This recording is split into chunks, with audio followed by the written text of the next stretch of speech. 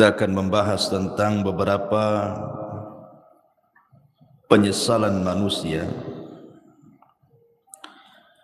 di hari yang tidak ada guna penyesalan itu di hadapan Allah Subhanahu wa ta'ala. Apa saja keinginan-keinginan manusia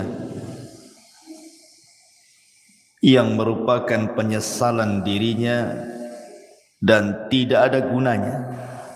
Penyesalan itu tidak ada gunanya lagi.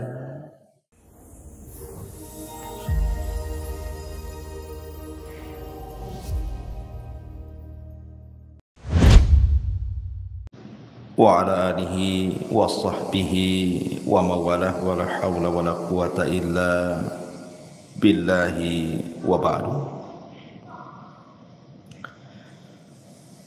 Alhamdulillah, segala puja dan puji hanya milik Allah Subhanahu wa ta'ala. Salawat dan juga salam kita hadiahkan kepada Rasul kita Nabi besar Muhammad sallallahu alaihi wa ala alihi wasallam.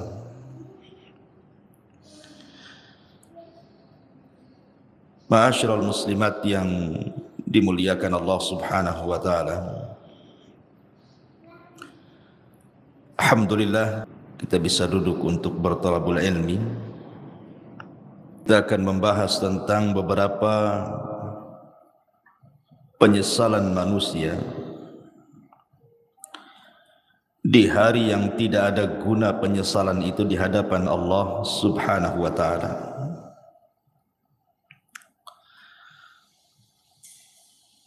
Ma'asyiral muslimat yang dimuliakan Allah Subhanahu wa ta'ala. Apa saja keinginan-keinginan manusia yang merupakan penyesalan dirinya dan tidak ada gunanya. Penyesalan itu tidak ada gunanya lagi.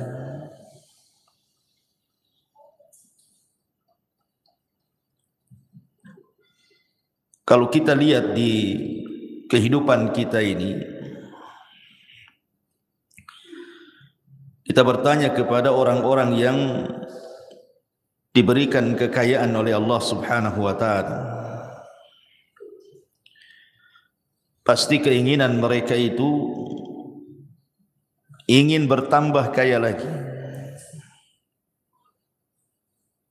Karena biasanya orang-orang yang diberikan dunia itu mereka tidak akan puas dengan dunia yang dimilikinya. Makanya Anas bin Malik radhiyallahu an mengatakan, menukilkan sabda Nabi sallallahu alaihi wasallam, "Lau anna libni Adam wadiyan min dhahab." Kalau seandainya anak Adam ini memiliki satu lembah semua emas, ahabba ayyakuna lahu wadiyan, pasti dia berkeinginan untuk menambah 2 lembah emas lagi. Walan yamla'a fahu illa turab wa yatubullahu ala man tab. Dan orang ini tidak akan puas mengejar cita-citanya untuk mengumpulkan dunia kecuali tanah yang menimbunnya. Kalau sudah ditimbun tanah, baru tahu, barulah dia menyesal. Ma'asyiral muslimat yang dimuliakan Allah Azza wa Jalla, setiap manusia itu pasti akan melewati padanya sakaratul maut. Tidak ada satupun manusia pasti akan melewati yang disebut dengan sakaratul maut. Karena Allah Subhanahu wa ta'ala mengatakan, wajaat sakratul maut bil haqq dzalika ma kunta minhu tahid. Dan akan datang sakaratul maut, dan itu sebuah kebenaran. Itulah yang membuat manusia lari padanya. Apabila malaikat maut sudah dekat dengan kita, dan malaikat-malaikat pembantu malaikat maut ikut serta di dalamnya yang disebut dengan rusulul maut, rasul-rasul kematian. Ketika malaikat maut mulai mencabut nyawa kita, maka dimulai dari ujung jari jemari setiap manusia. Kemudian ruh itu berjalan sedikit demi sedikit sampai di tenggorokan. Ketika nyawa di tenggorokan inilah, maknanya manusia sudah tidak akan selamat lagi. Hatta idza balagatit tarak wa qila man rah. Sampai ketika ruh itu sampai di tenggorokan manusia, tidak ada yang bisa meruqyah dia mengembalikan ruh ke dalam jasadnya. Disitulah dia terbayang keinginan-keinginan, penyesalan-penyesalan yang tidak ada guna penyesalan itu. Apa saja penyesalan-penyesalan yang akan dirasakan saat detik orang sakaratul maut itu? Walaupun dia menjerit kepada Allah Subhanahu wa taala untuk dikembalikan ke dunia,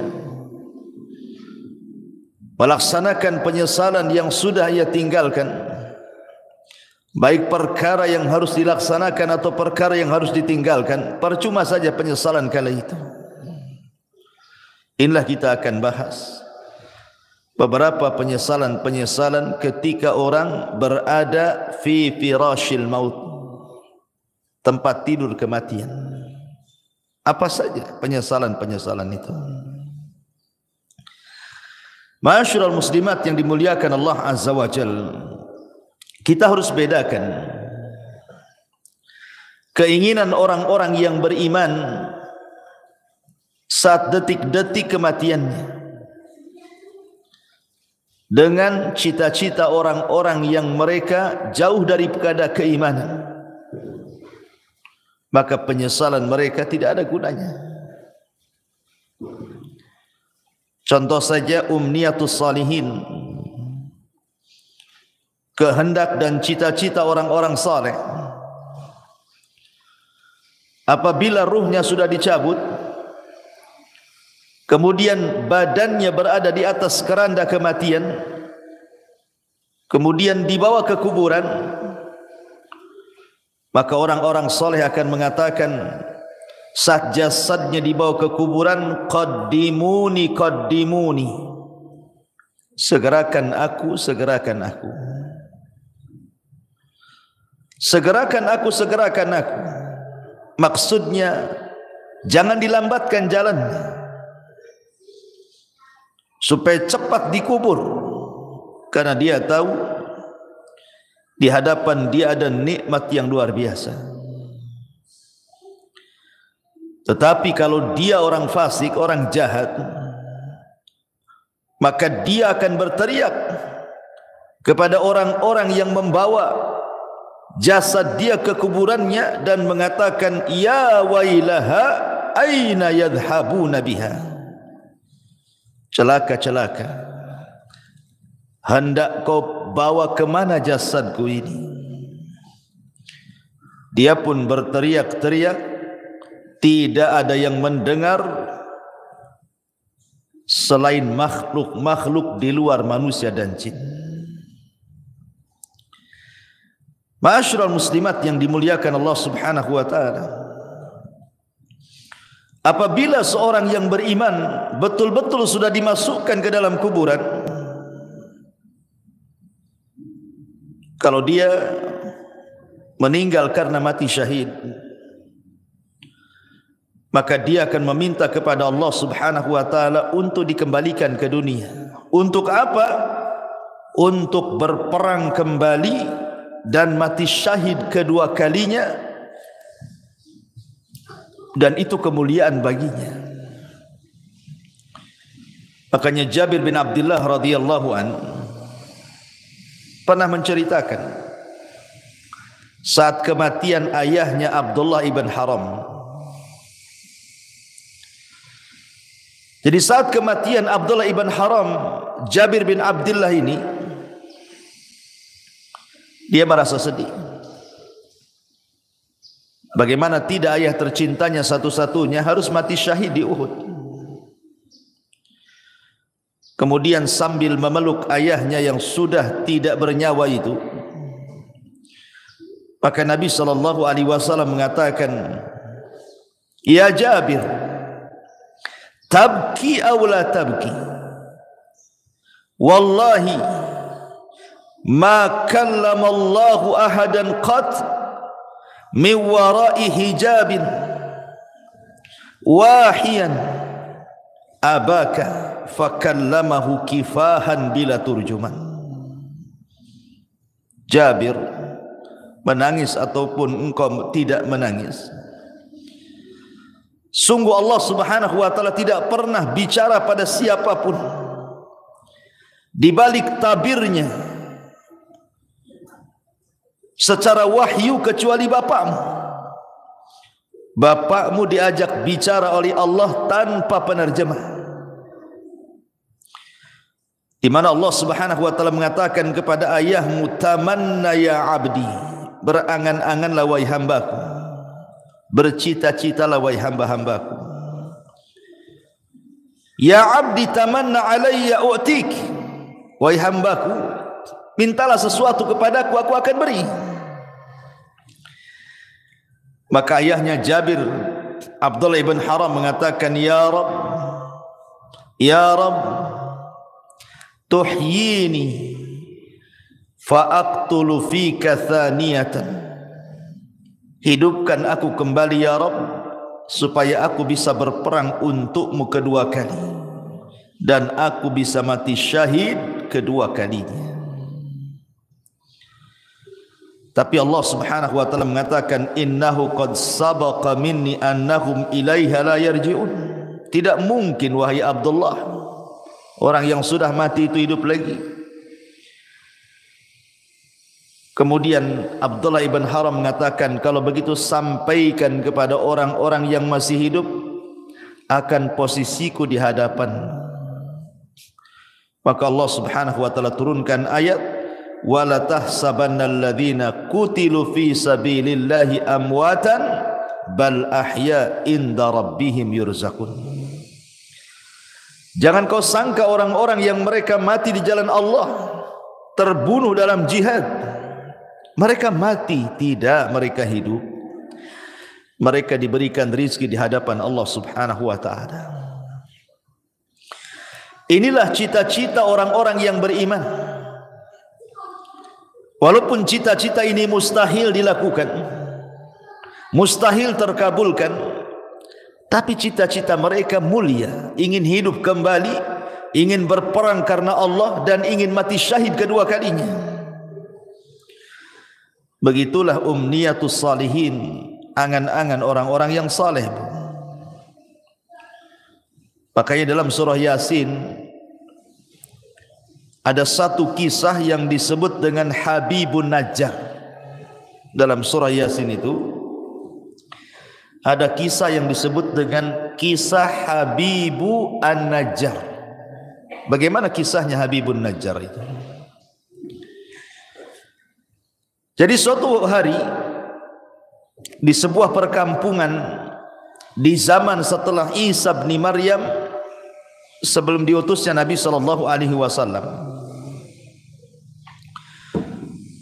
di kampung itu atau daerah itu sangat penuh dengan kezaliman, penuh dengan kesyirikan. Diutuslah oleh Allah Subhanahu wa taala dua nabi untuk mendakwahi kampung tadi. Ada yang mengatakan bahwa dua orang ini bukan nabi tetapi murid-muridnya Isa bin Maryam untuk mendakwahi daerah tersebut, tapi didustakan oleh kaumnya. Akhirnya Allah Subhanahu wa taala mengutus satu lagi untuk menguatkan yang dua orang yang sedang berdakwah itu, tapi didustakan lagi. Sampai akhirnya tiga utusan ini hampir dibunuh. Datanglah seorang laki-laki yang bernama Habibun Najjar, yang sudah beriman sebelumnya kepada tiga utusan ini. memperingatkan orang-orang yang menentang 3 utusan itu. Kemudian malah dia jadi sasaran pembunuhan. Niatnya membela para utusan, akhirnya dibunuh oleh orang kampung itu. Ketika dia mati, maka ruhnya diperlihatkan sorga dan kenikmatan-kenikmatan di dalamnya. Sampai Allah katakan, qila dkhulil jannah, masuklah kau Habibun Najjar ke dalam sorga. Qala, maka Habibun Najjar mengatakan, ya laita qaumi ya'lamun bima ghafara li rabbi wa ja'alani minal mukramin. Duhai kiranya kaumku tahu, duhai kiranya kaumku tahu dengan apa yang Allah berikan dari ampunannya kepadaku, dan dia telah menjadikan aku orang-orang mulia, tentu mereka tidak akan mendustakan para utusan itu, katanya. Itulah umniyatus salihin, cita-cita, keinginan-keinginan orang-orang soleh apabila sudah meninggal. Akan tetapi di sana ada yang disebut dengan umniyatut talihin, keinginan, cita-cita, penyesalan dari orang-orang yang tidak memiliki keimanan, orang fasik, orang jahat. Tetapi keinginan mereka hanyalah sebuah penyesalan, tidak ada guna. Apa saja itu? Pertama, mereka akan menyesal karena mereka meninggalkan sholat. Orang-orang yang sedang sakaratul maut ataupun orang-orang yang sudah mati, maka mereka akan menyesal kenapa ketika mereka masih sehat, masih hidup normal, mereka meninggalkan sholat. Ini yang akan jadi penyesalan orang-orang yang sedang sakaratul maut itu. Kenapa dulu aku meninggalkan sholat? Sampai-sampai disebutkan dalam hadis Abu Hurairah radhiyallahu anhu, suatu hari Nabi SAW lewat di sebuah kuburan. Kemudian Nabi bertanya, man sahibu hadal qabri? Siapa yang dikubur di sini? Rasul bertanya kepada para sahabat, siapa orang yang dikubur di kuburan ini? Maka para sahabat mengatakan, fulan wa fulan, fulan dan fulan wahai Rasul. Maka Nabi SAW mengatakan, rak'atani ahabbu ila hadha min baqiyati dunyakum.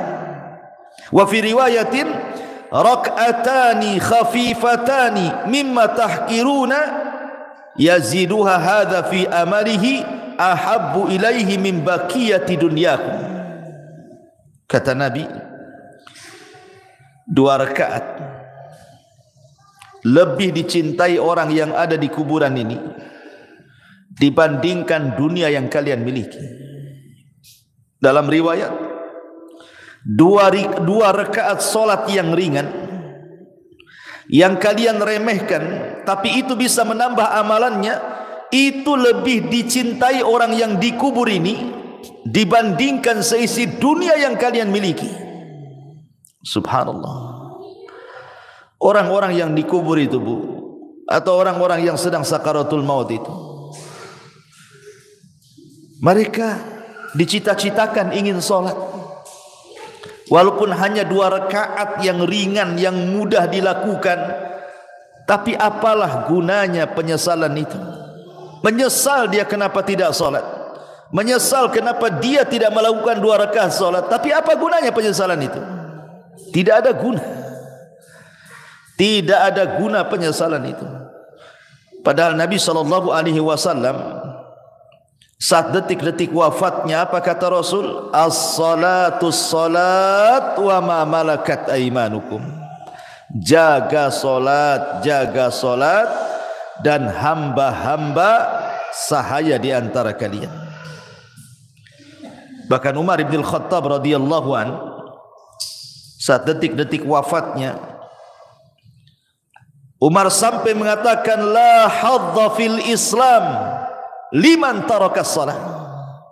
Tidak ada bagian dalam Islam, kata Umar, bagi orang yang tidak melaksanakan salat. Itu di akhir-akhir usia Umar, saat detik wafatnya, dia ingatkan soal salat. Persis seperti wasiat Nabi sallallahu alaihi wasallam, as-salatus salah wa ma malakat aymanukum. Maka sebelum waktu itu akan datang, penyesalan akan diungkapkan. Tapi apalah gunanya penyesalan itu di hadapan Allah? Maka dari sekarang jangan pernah tinggalkan salat, karena ini adalah penyesalan orang-orang sakaratul maut nanti. Tapi heran hari ini kan, Masya Allah ya, orang yang meremehkan salat itu kayaknya biasa-biasa saja, kayak nggak berdosa saja orang tak salat tuh, kayak nyantai gitu deh Bu ya. Kalau kita tanya sama orang yang tidak salat tuh, kenapa kok tak salat, katanya, nanti katanya, kalau sudah dapat hidayah, katanya. Ngomongnya enak saja kayak gitu juga. Bukankah engkau seorang muslim, kenapa kau tidak salat, katanya. Entah kenapa saya malah salat, katanya. Kayaknya bukan beban bagi dia gitu ya. Padahal orang yang meninggalkan salat itu bisa kafir tuh. Kata Nabi sallallahu alaihi wasallam, al-ahdu bainana wa bainakumus salat faman tarakaha faqad kafar. Perbedaan kita loh dengan orang kafir itu salat. Kalau dia meninggalkan salat berarti apa bedanya dengan kafir? Makanya Rasul mengatakan, faman tarakaha faqad kafar. Siapa yang meninggalkan bisa kufur dia. Maka Bu, nasihati kalau ada keluarga yang tidak salat, ajarkan salat, suruh mereka salat. Jangan sampai datang waktu di mana dia ingin salat, tapi keinginannya hanya menjadi penyesalan bagi dia karena tidak ada guna. Nyawa sudah di tenggorokan, itu sudah enggak ada guna lagi taubat. Innallaha yaqbalu taubata 'abdin ma lam yugharghir. Sungguhnya Allah Subhanahu wa taala itu hanya menerima taubatnya seorang hamba sebelum nyawa di kerongkongan. Ini yang pertama. Penyesalan yang kedua, as-sadaqah, sedekah. Allah Subhanahu wa taala mengatakan dalam surah Al-Munafikun ayat 100, ayat 10 sampai 11. Wa anfiqu mimma razaqnakum min qabli an ya'tiya ahadakumul maut fayaqula rabbi laula akhartani ila ajalin qarib fa asaddaqa wa akum minas salihin. Walan yuakhirallahu nafsan idza jaa ajaluha wallahu khabirum bima ta'malun. Allah Subhanahu wa taala sudah mengingatkan jauh-jauh hari sebelum datang detik-detik kematian itu. Infak, perbanyak sedekah dari rizki yang kami rizkikan kepada kalian sebelum datang satu hari kematian akan menjemput kalian. Dan kalian mengatakan, Rabbi ya Rabb, laula akhartani ila ajalin qarib. Kalaulah engkau hidupkan aku sesaat, kalaulah engkau sembuhkan aku sesaat, apa yang terjadi? Fa asaddaqa wa akum minas salihin. Aku janji aku akan sedekah dan aku akan menjadi orang baik. Tetapi Allah mengatakan, walan yuakhirallahu nafsan idza jaa ajaluha. Tidak mungkin Allah mengakhirkan hidupnya kalau sudah datang ajalnya. Tidak mungkin Allah mengakhirkan hidupnya, mengembalikan nyawa yang sudah ditenggorokan dikembalikan kepada badannya kalau sudah ditetapkan hari itu dia harus mati. La yastakhiruna sa'ata wa la yastaqdimun. Kalau kematian itu datang tidak mungkin diakhirkan, tidak mungkin dimajukan pas waktunya. Disitulah penyesalan datang. Ketika nyawa di tenggorokan, mulailah dia terpikir, teringat dengan harta yang selama ini dikumpul-kumpulkannya. Harta itu bukan harta kita, Bu. Harta itu harta Allah. Harta itu datang bukan karena kecerdasan kita. Harta itu datang bukan karena jerih payah kerja keras kita, bukan pula karena jabatan-jabatan kita. Tidak, semua harta itu datang dari Allah. Makanya Qarun ketika mengatakan innama utituhu min ilmin indi, harta itu datang karena kecerdasanku, Allah katakan fa khasafna bihi wa bidarihil arda, kami tenggelamkan si Qarun dan seluruh kekayaannya. Ya, karena kekayaan itu bukan milik Qarun, kekayaan itu milik Allah. Semua kekayaan itu milik Allah, tidak ada secuil pun milik kita.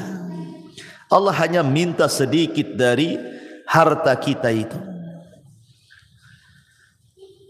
Allah tidak minta banyak seperti zakat. Allah hanya minta 2,5% dari 85 gram emas itu. Tidak banyak. Apalagi itu harta bukan harta kita, harta Allah. Tetapi karena manusia zuyyina linnasi minasyahwat, dihiasi syahwat-syahwat dunia inilah, akhirnya dia bakhil. Dia baru tahu setelah nyawa di tenggorokan, baru dia sadar, kenapa dulu aku tidak sedekah? Laula akhartani ila ajalin qarib fa asaddaqa wa akum minas salihin. Kenapa aku tidak sedekah ketika aku sehat? Maka bagi anda yang Allah subhanahu wa ta'ala limpahkan rizki yang luas, dengan mudah anda mencari rizki itu tanpa ada kesulitan. Itu nikmat yang besar yang Allah subhanahu wa ta'ala anugerahkan kepada anda. Banyak-banyaklah sedekah. Karena Rasul yang mengatakan maluka ma akalta fa afnaita wa ma labista fa ablaita wa ma tasaddaqta fa abqaita. Hartamu, kata Rasul, yang kau makan pasti habis, yang kau pakai pasti usang, yang kau sedekahkan itulah yang bermanfaat untuk kematian. Karena apabila seseorang meninggal dunia, Bu, nyawa sudah dicabut oleh Allah, yang pertama terpisah dari badan ibu itu adalah harta. Yang pertama terpisah dari badan ibu adalah harta. Pertama orang mati ini dicabut nyawanya, yang pertama berpisah hartanya. Tidak ada hubung kait dia dengan harta lagi. Bahkan sekaya apapun orang yang meninggal itu, tetap saja sama keluarganya dibelikan kain kafan yang harganya murah. Bukan karena dia orang kaya kafannya mahal, tidak. Kafannya pun tetap itu juga yang sangat murah, tidak berharga. Karena pertama kali dia meninggal, yang terpisah dari hidup dia itulah hartanya dulu.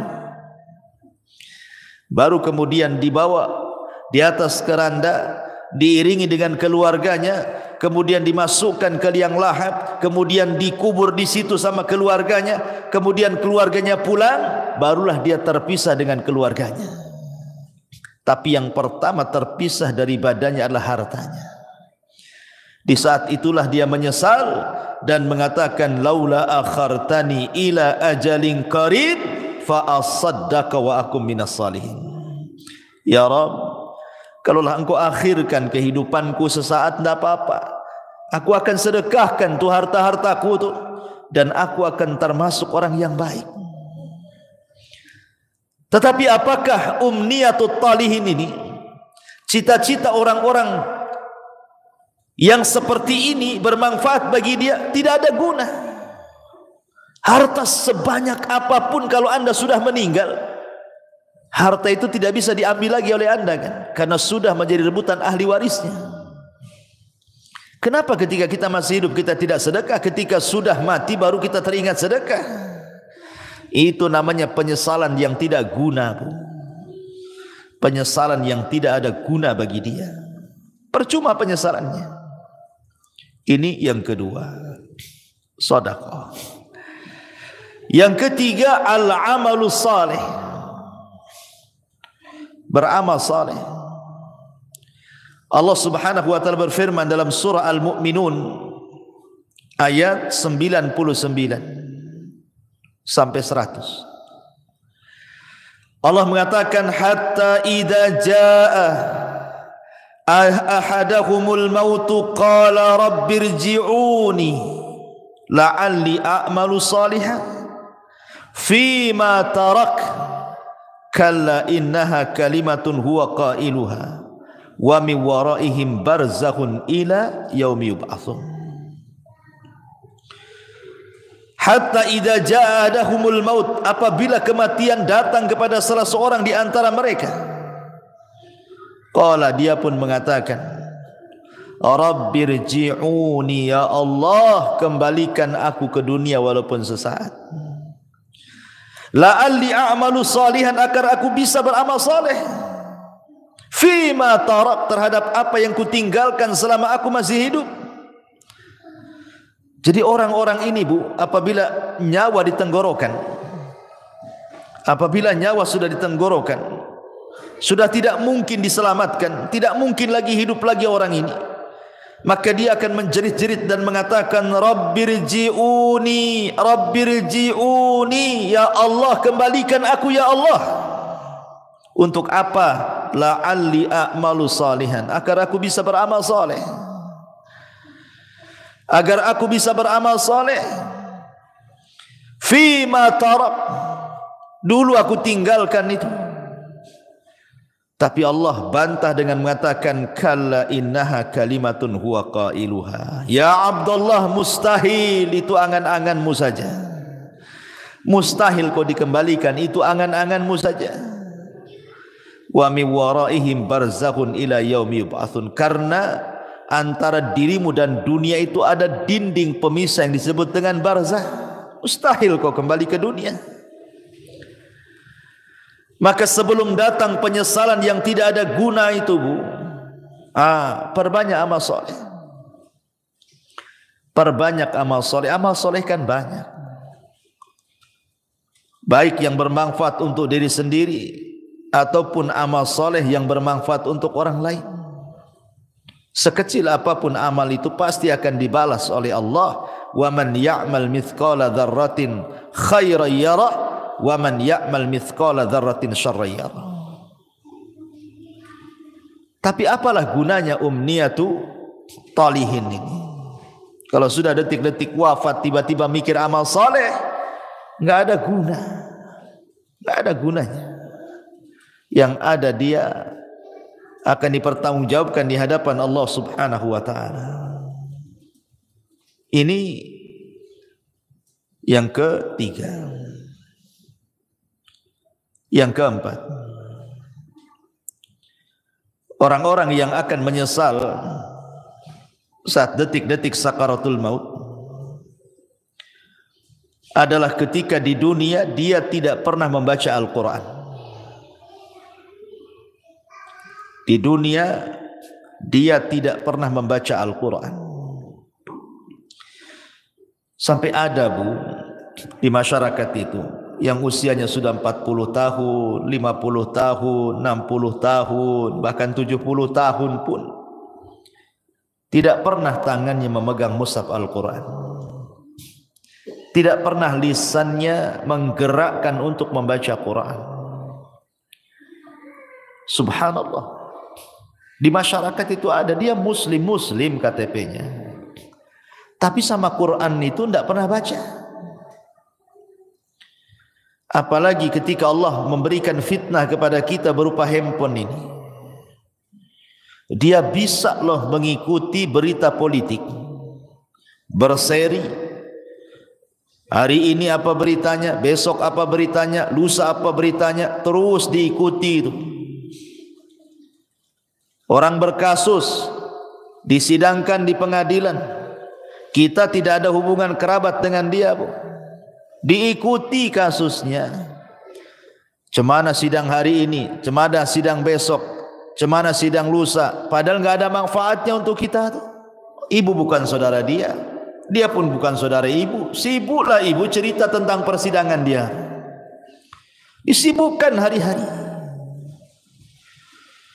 Belum lagi yang nonton kuliner tuh. Diikutilah itu, apa nih hari ini dia masak apa nih, besok masak apa, lusa masak apa gitu. Atau artis tertentu yang suka mamer-mamerkan kekayaan itu, Bu, diikutilah blognya itu. Jadi subscribe-nya lagi. Langganan dia. Wah, ini baru ngupload nih si artis ini. Apalah gunanya ibu dengan artis itu? Enggak ada guna kan? Manfaatnya apa? Dia yang kaya, ibu yang dalam ludah yang nengok di handphone itu kan, nggak ada guna tuh. Ngapain ngikut-ngikut kayak gitu itu? Coba kalau nggak ditonton artis itu, bangkrut juga dia. Jangan ditonton, nggak akan dia dapat duit juga. Karena itu sama kan, kalau kita nonton kan habis pulsa kita, itu sama kita ngasih uang sama orang kaya itu. Ibu sudah miskin, artis ini kaya, nonton program dia. Uang kita habis di pulsa, dia pula dapat duit. Akalnya di mana coba? Hilang akalnya orang tuh. Hari-hari kok bisa dia ngikutin tuh ya? Padahal yang ditontonkan kepada kita itu tidak ada guna dunia akhirat tuh. Tidak menambah kekayaan kita, ya tidak menambah pahala kita. Yang ditonton dia sedang pamer-pamer rumah, pamer-pamer kendaraan, pamer-pamer jalan-jalan, pamer-pamer anaknya, pamer-pamer istrinya, suaminya. Na'udzubillah, thumma na'udzubillah. Ittaqillah, bertakwa kepada Allah, bertakwa, takut kepada Allah. Masih ada program yang manfaat di handphone itu. Bisa kita dengarkan mengaji, murotal, ustaz-ustaz ceramah. Adalah manfaat itu. Kalaulah tidak manfaat dunia, manfaatlah untuk akhirat. Ya. Sekarang tidak ada alasan orang tidak mengaji itu, karena sekarang handphone sudah di tangan masalahnya, dan aplikasi Quran ada di dalamnya. Kalau dulu orang nenteng-nenteng mushaf itu mungkin malu. Kalau nenteng mushaf kemudian ibu ya sambil ke arisan bawa mushaf gitu ya, mushaf gede itu bukan? Pasti kata orang arisan, ibu ini salah tempat, musola sebelah sana bu katanya. Lah kok bilang musola sebelah sana katanya? Karena ibu nenteng mushaf, disangkanya mau yasinan.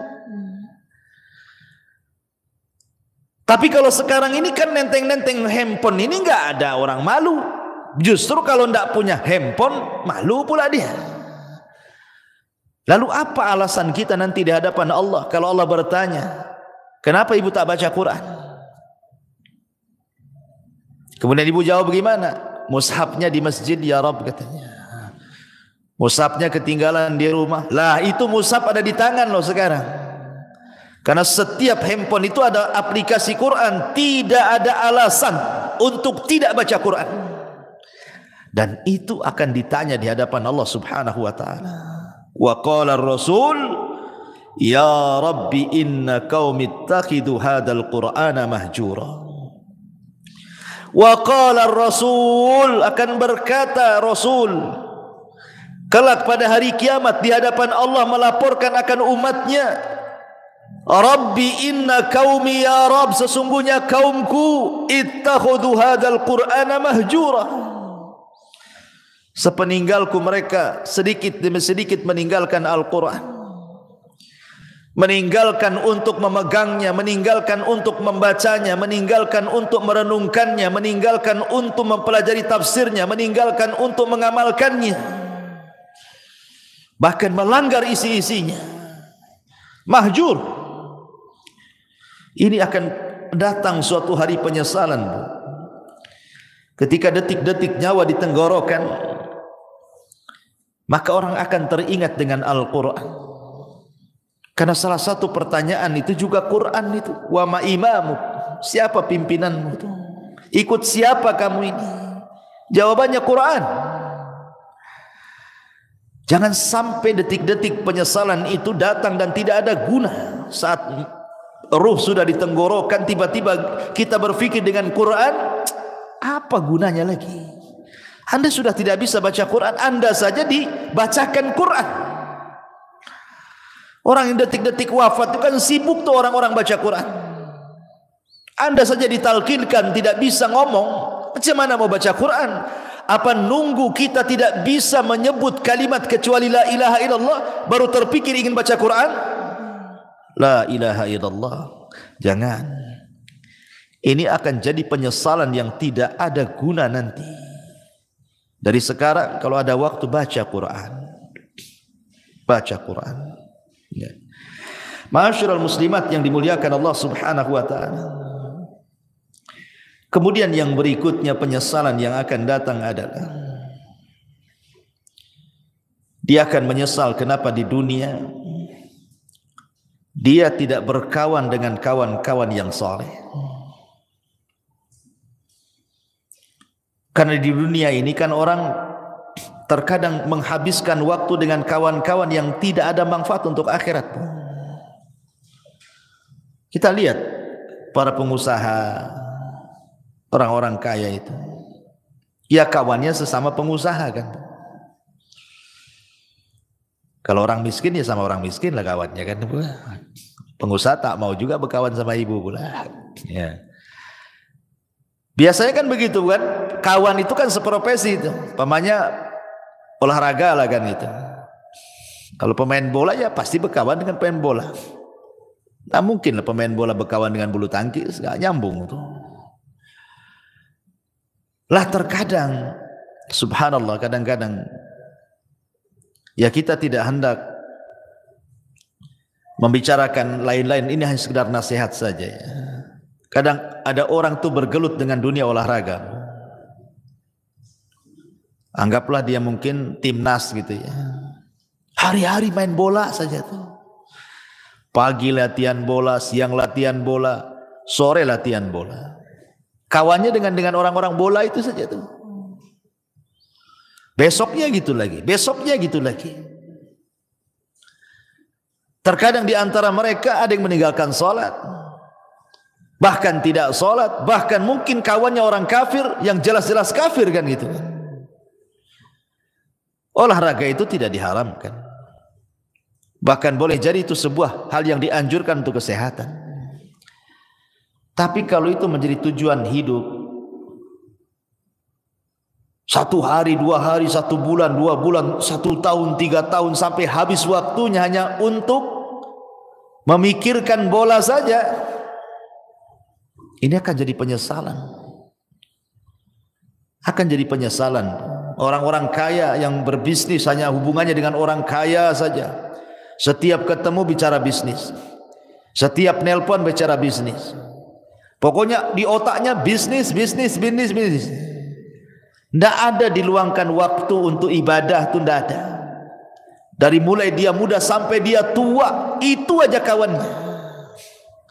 Tidak mau dia berkawan dengan orang soleh, dengan ustaz, dengan kiai, dengan ajengan, dengan teman-teman yang rajin ke masjid. Tidak ada. Hanya disibukkan, dilalaikan dengan dunia saja. Atau hari ini mungkin kawannya handphone lah. Seperti yang saya sudah contohkan tadi. Disibukkan dengan nengok blog artis, terus itu aja ditonton. Sibuk komen-komen sana sini. Ini akan jadi penyesalan Bu pada hari kiamat. Bahkan dia akan meminta kepada Allah Subhanahu wa taala, di mana penyesalannya akan dikemukakan di hadapan Allah sebagaimana Allah katakan dalam surah Al-Furqan 27, wa yauma ya'addu dzalimu ala yadayhi yaqulu ya laitani ittakhadtu ma'ar rasuli sabila ya wailata laitani lam attakhid fulanan khalila. Pada hari di mana orang zalim menggigit jarinya dan mengatakan, duhai celaka, kenapa ketika aku masih sehat di dunia aku tidak mengambil Rasul sebagai kawan? Duhai celaka, celaka aku, kenapa aku tidak menjadikan si fulan itu kawanku? Makanya Hasan Al-Basri mengatakan, istaghfiru min sahibikumus salih fa innahu yanfa'ukum yaumal qiyamah. Cari teman-teman yang soleh, cari teman-teman yang baik, karena itu akan bermanfaat pada hari kiamat bagi pelakunya. Nanti akan menyesal kita Bu. Kita hari-hari sama si fulan, si alan, Dihabiskan waktunya hanya untuk jalan kemari dengan si fulan si alan itu, ngobrol dengan si fulan si alan itu. Lupa bertahun-tahun, sampai lupa solat, lupa puasa, lupa baca Quran, lupa zakat, macam-macam. Kan ada orang disibukkan hari-hari dengan itu saja kan. Lah, nanti akan jadi penyesalan. Cari teman-teman yang baik, cari teman-teman yang saleh, supaya jangan jadi penyesalan di hadapan Allah Subhanahu wa taala. Ini kalau orang sudah sakaratul maut, tiba-tiba kemudian berfikir, kenapa aku tidak ke masjid bersama orang-orang yang salat di masjid? Kenapa aku tidak mengaji bersama orang-orang yang mengaji? Kenapa aku tidak membaca Quran bersama orang-orang yang baca Quran? Enggak ada guna tuh. Enggak ada guna, itu hanya umniah saja, angan-angan, cita-cita saja. Karena nyawa sudah ditenggorokan, apalah gunanya itu? Maka sebelum penyesalan itu datang, dari sekarang cari teman-teman yang baik yang bisa menyelamatkan kita. Ma'asyiral muslimat yang dimuliakan Allah Azza wa Jalla. Lalu apa lagi? Orang-orang yang melalaikan keluarga. Orang-orang yang melalaikan keluarga di masa hidupnya. Boleh jadi dia biarkan anak-anaknya bermaksiat kepada Allah. Orang tuanya membiarkan anaknya seperti itu. Anaknya membuka aurat, dibiarkan saja. Tidak pernah disuruh menutup aurat atau diberikan jilbab untuk menutup aurat. Anaknya hilang bergaul dengan siapa, tidak pernah ditanya, nak siapa kawanmu itu? Solat tidak, pakai jilbab tidak, macam mana dia agamanya, tidak pernah ditanya. Kalau sudah keluar les, yang penting dia balik, ya kan? Tidak ada kecemburuan, tidak ada kecemburuan kepada keluarga. Terutama kepala-kepala rumah tangga itu disebut dayus namanya. Dayus itu orang yang dilaknat Allah karena tidak punya kecemburuan kepada keluarganya. Jangan sampai seperti Allah yang Allah katakan, antakula nafsun ya khasrata ala ma farrattu fi jambillah. Jiwa akan mengatakan, duhai aku rugi, ma farrattu fi jambillah, berapa banyak kemudian kelalaian-kelalaian yang aku lalaikan di sisi Allah. Aku tidak mengurus keluargaku, tidak bertanggung jawab kepada keluargaku, tidak mengarahkan mereka ke dalam agama, tidak mengarahkan mereka untuk salat, untuk baca Quran, untuk belajar agama. Semua akan ditanya nih. Semua akan ditanya dan akan menjadi penyesalan kelak pada hari kiamat. Amanah ini akan ditanya. Ya hasrata ala ma farrattu fi jambillah. Ma'asyiral muslimat yang dimuliakan Allah Subhanahu wa taala. Maka sebelum itu terjadi, arahkanlah orang-orang tua, ibu-ibu, supaya anak-anak itu menjadi anak yang soleh dan soleha. Karena itu manfaatnya untuk kita masalahnya. Apabila ibu sudah meninggal, siapa yang mendoakan itu kalau bukan anak-anak? Ibu sudah tidak bisa beramal di kuburan itu. Ibu hanya menanti doa anak-anak yang mengatakan, Rabbighfirli wali walidai. Ya Allah, ampuni aku dan kedua orang tuaku. Itulah harapan kita ketika masuk kuburan itu, adalah transfer doa-doa ampun dari anak-anak kita. Dan itu tidak mungkin dilakukan anak kecuali kita yang mendidik anak itu dari kecil sampai dia menjadi anak soleh dan soleh, baru dia akan doakan orang tuanya. Dan ini akan jadi penyesalan. Kenapa dulu saya tidak didik anak saya? Pernah saya ceritakan kan sama ibu, bu, saya itu waktu di Kijang, Tanjung Pinang sana. Saya disuruh untuk memandikan jenazah. Ustaz, bisa enggak mandiin jenazah? Bisa, ada waktu insyaallah. Jadi saya datanglah ke rumahnya. Saya mandikan jenazah. Saya juga kafani bapak yang meninggal itu. Kemudian saya solatkan. Ketika jenazah itu dari rumah hendak diangkat ke musola, karena dekat musolahnya dari rumahnya itu. Kan biasa, bu, kalau ada orang meninggal kan depan rumah pasti sudah dipasang terop, kursi-kursi sama RT di situ itu. Jadi setelah kemudian jenazah itu di masjid, coba saya tanya, mana keluarganya, biar dia di saf pertama mau saya bimbing supaya dia mendoakan orang tuanya, karena kan doa yang paling mustajab itu doa ketika sholat jenazah kan bagi si mayat itu, dan itu doa terakhir anaknya kan gitu. Habis itu tidak akan melihat lagi kekanak-kanak akan dikubur. Jadi saya panggil lah, mana anaknya? Jadi orang-orang mengatakan tuh anaknya tuh sedang duduk di kursi itu di bawah terop tuh katanya. Jadi saya bilang suruhlah mereka nyolati bapaknya itu terakhir kali lah saya mau ngomong. Tapi dipanggil-panggil Bu, anaknya nggak ada yang mau sholat, nggak ada yang mau nyolati bapaknya, asli rokokan aja di situ. Sempat saya ngelus dada, subhanallah, ada anak yang durhaka kayak gini kan. Itu bapaknya terakhir mati Bu, anaknya bukan satu orang, ada 5 orang, semua duduk-duduk di situ. Rokokan itu dipanggil-panggil, dia bilang sudah disolatkan aja katanya, tidak mau dia menyolat itu. Ada apa dia dengan bapaknya? Tapi dengan peristiwa ini kita lihat kan, ini yang salah mesti bapaknya ini ketika dia masih hidup. Tidak mungkinlah kalau seandainya bapaknya itu baik mendidik anak-anaknya itu, kok anak-anaknya nggak mau nyolati dia gitu kan? Mesti ada dendam dengan anak-anaknya ini. Ini saya saksikan Bu. Apa menunggu seperti ini gitu ya kan? Orang tua ketika meninggal mau nyolatkan saja anaknya tidak mau gitu kan? Nauzubillah. Ini penyesalan yang tidak ada guna orang seperti ini. Karena kalau sudah besar anak itu bisa melawan orang tuanya. Betapa banyak orang-orang tua yang sakit hati kemudian bercita-cita, nak kalau kau tahu durhaka kepadaku di dewasa ini, sudah kecekik kau di masa bayi biar mati. Banyak tuh orang tua itu yang menghendaki kematian anaknya karena kurang ajar dia kan. Di masyarakat kan banyak yang seperti ini Bu ya. Jadi janganlah kemudian sampai datang pada waktunya tiba-tiba kita menyesal. Ketika nyawa di tenggorokan dia menyesal kenapa dulu dia tidak mendidik keluarganya, tidak mengarahkannya, tidak menasihatinya, tidak menjadikan mereka anak-anak yang saleh dan salehah. Umniyatut talihin. Yang seperti ini umniyatut talihin, bukan umniyatus salihin namanya.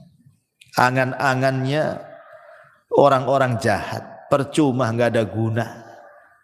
Ya. Maka inilah perkara-perkara Bu. Jangan sampai seseorang itu di detik-detik wafatnya banyak hal yang dicita-citakan tetapi tidak mungkin terlaksana dan tercapai karena sudah tidak ada lagi hubungan antara kehidupan dunia. Kita sudah masuk alam barzah, masalahnya alam kematian, ada barzah di situ pemisah.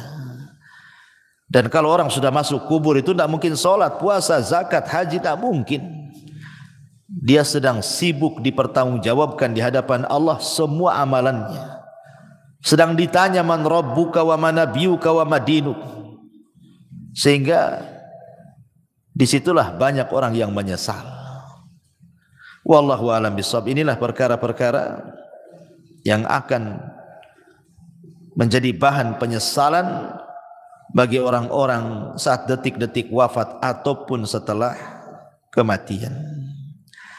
Wallahu a'lam, mudah-mudahan yang sedikit ini ada manfaatnya Bu. Nah, silakan kalau ada yang mau bertanya, tafadhal. Iya.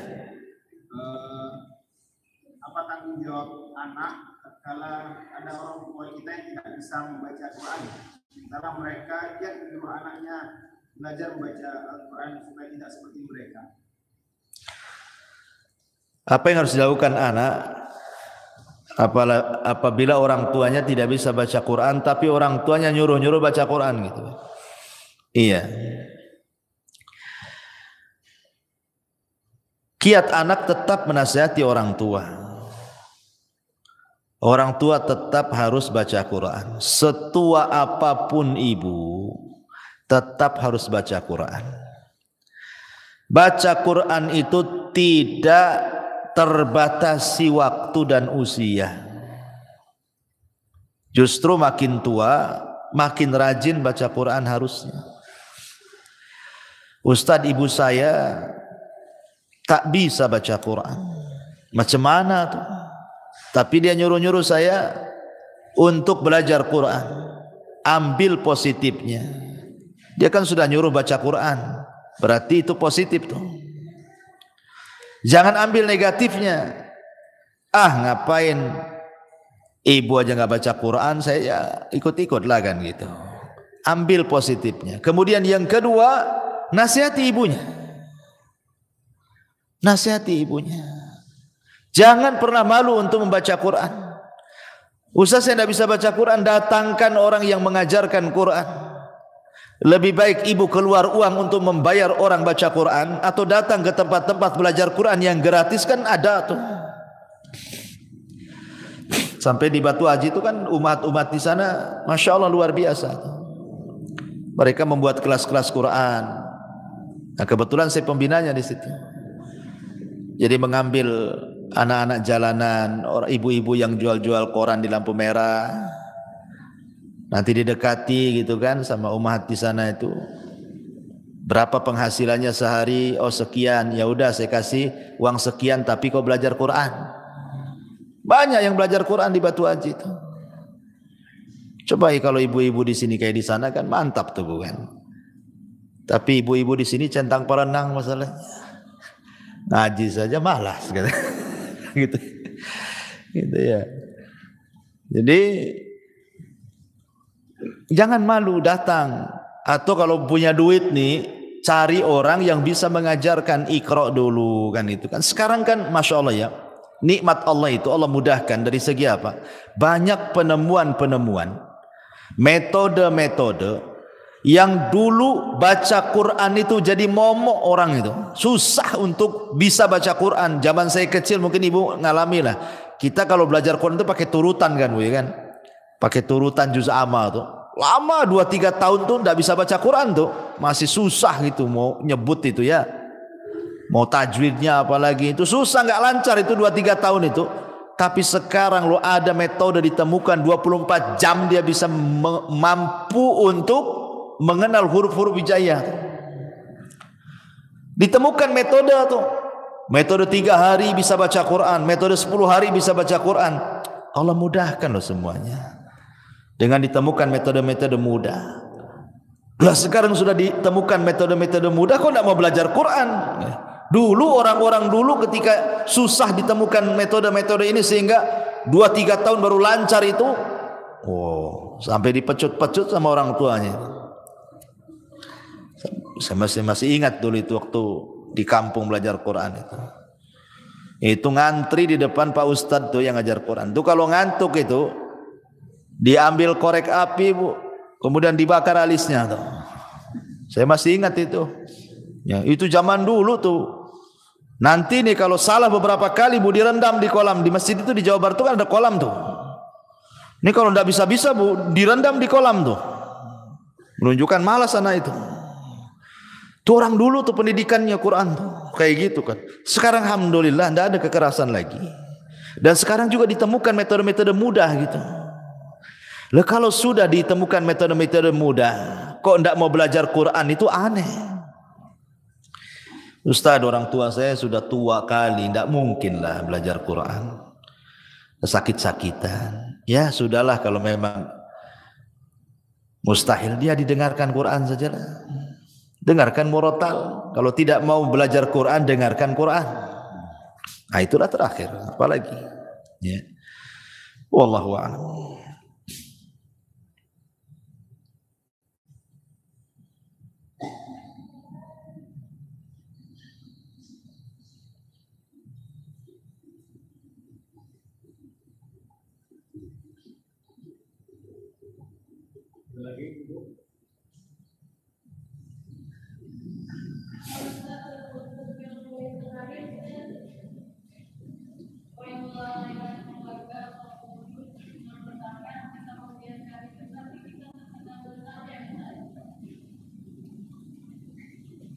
Mana?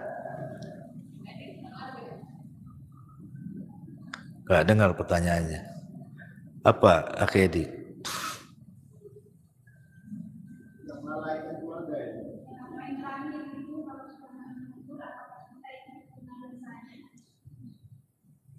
yang melalaikan keluarga semasa hidup, Ustaz.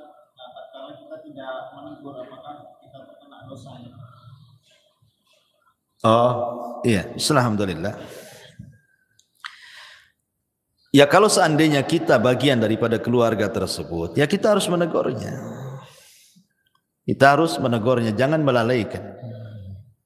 Kalau kita bagian daripada keluarga tersebut, itu dalam rangka tanasuh wa tawasau bil haqqi wa tawasau bis sabri namanya. Saling tanasuh dengan kebenaran. Tegur. Pamannya ibu nih, ya suaminya cuek-cuek saja gitu kan. Ibu pula yang berinisiatif. Ngomong, tolonglah bang, abang ini kepala keluarga. Ya, arahkanlah anak itu. Saya sudah coba juga ngarahkan anak, tak bisa-bisa gitu kan. Kerja saling mengingatkan, kan memang harus begitu, tanasuh saling mengingatkan. Kadang ada waktu-waktunya lalai, waktu-waktunya lupa, ya harus diingatkan.